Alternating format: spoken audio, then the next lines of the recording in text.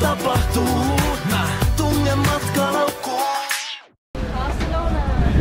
Barcelona.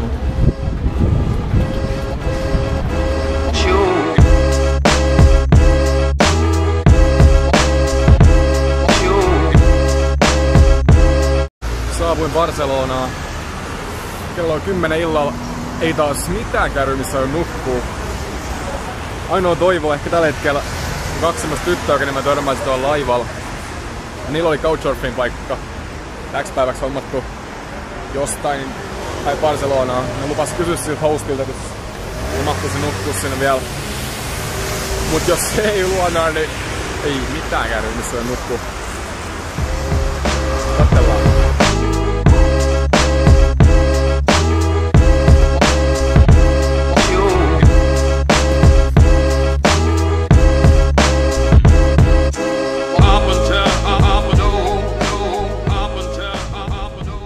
Ne pisti mulle just viestiä, että ei onnistu. Sillä on niin pieni huoneisto, että siellä ei mahdu nukkuu kaikki.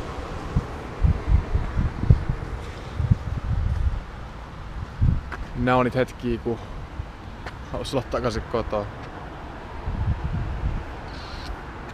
Shit. On kävellyt jonkun 2 tuntia ympäri Barcelonaa tietämättä yhtään missä mä oon. Mä tulin tämmöiseen paikkaan, missä mä olin viime kesän friendin kanssa. Me oltiin Barcelonassa lomailemassa.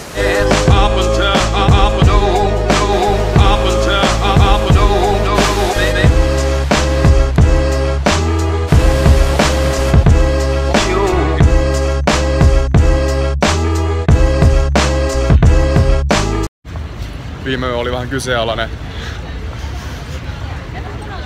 En löytänyt paikkaa nukkuu, niin valvoin sit koko yö. Suurin osa metroasemalla.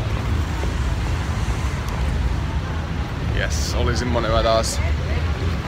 Mut sit selvittiin hengissä.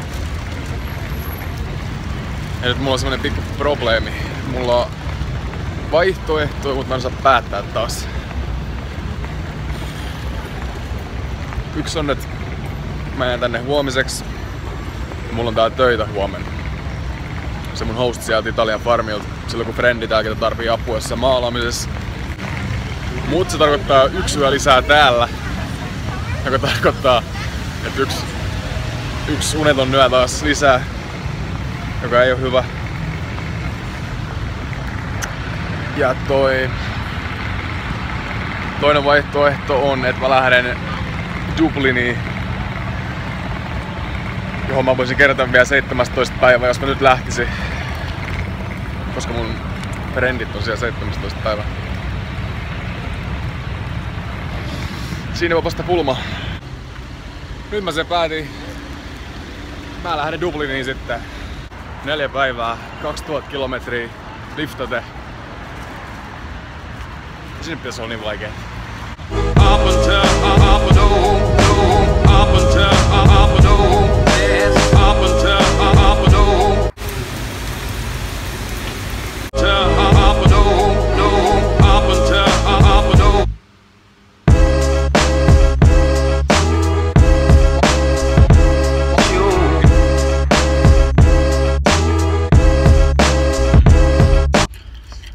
Loppu akku eilen GoProsta ja puhelimesta. En pystynyt kuvaamaan mitään, mutta olin myös pikkukylässä ja nukuin teltas jossain puistossa. Ja lähdin liftaa tuossa aamu, heräsin aikaisin. Liftasin varmaan joku 3 tuntia ja nyt joku ranskalainen patu otti mut kyytiin. Sain vähän unta, ei pysytä niin paljon enää. Ruoka oli ihan kiva. En oo juonut muuta kuin vettä. En oo syönyt mitään. Kohta ylitetään Ranska ja Espanjan raja. Eka kertaa Ranskassa.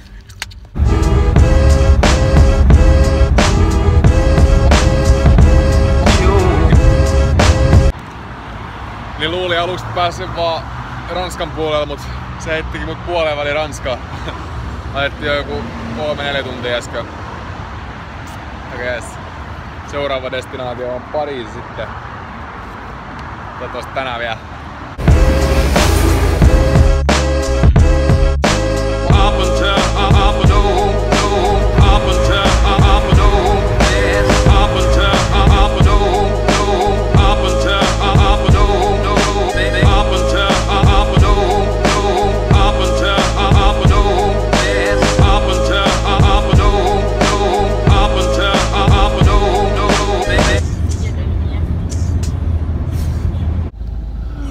ja heräsin Pariisissa.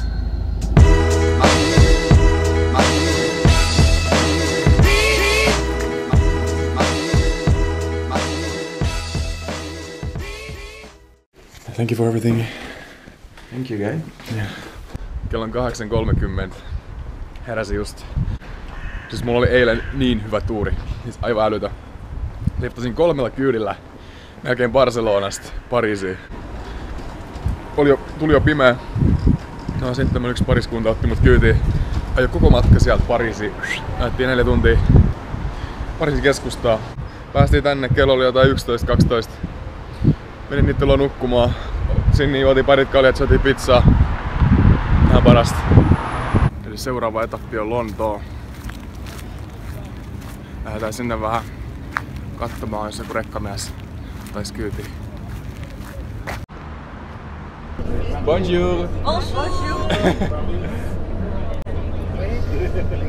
Liftas just bussiin. Merci!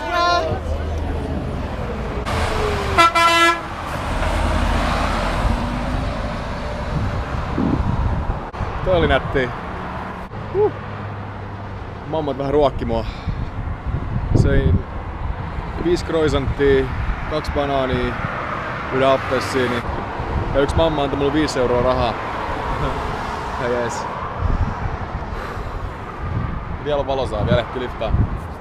Let's do this! Tämmönen autokuljetusrekka otti mut kyytiin.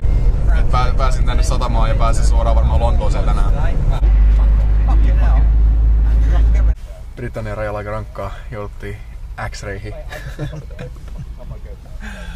Käytiin kaikki läpi, mutta ei mitään, päästy läpi ja nyt ollaan menossa junaan.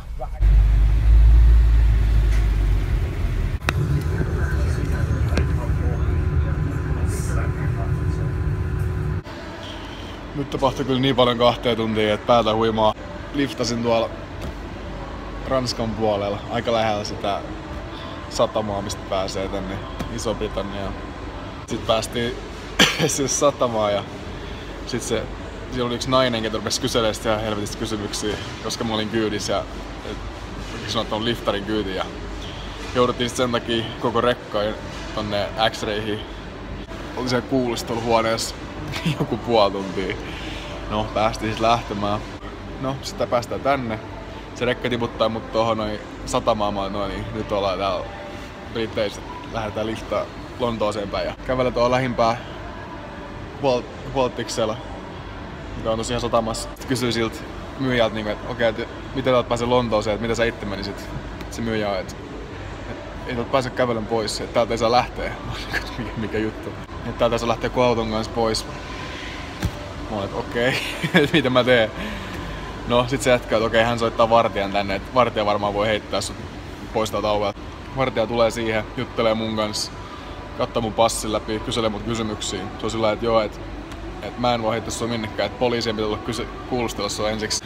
No sit ollaan se hetki sen vartijan kanssa, poliisit tulee kuulustelee mut aikaa tiuhaan tahtiin kaikkea, miksi mä oon täällä ja mistä mä oon tullut ja miksi mä liftaan ja ne ei varmaan aluksi uskonut mun tarinaa.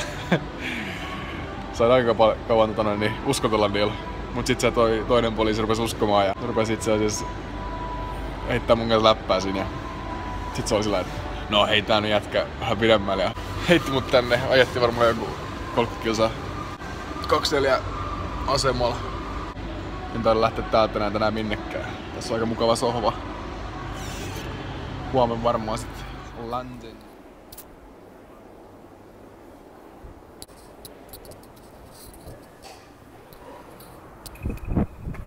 And I'm so glad I met you. It's funny, I live a great life, but Yeah. you've actually made it better. You've changed it, you know? Thanks. Tosi outoa, kun joutuu liftaan väärällä puolella tietää.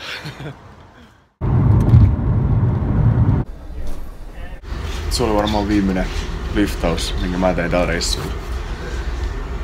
Daniel heitti mut tuohon satamaan, mikä vie Dubliniin. Missä mä nyt sit varmaan vietän pari yötä ja lähdin sieltä takas Suomeen. Mä saavun Dubliniin 23.40. Eli mä tein sen 4. päivässä 2000 kilometriä.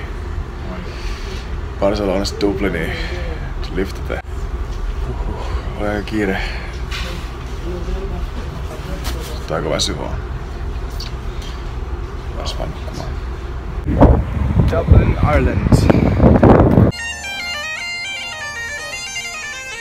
Tässä on mun matkan viimeinen suora. 2000 kilsaa myöhemmin.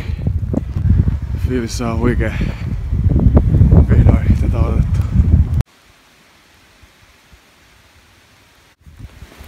Moikka!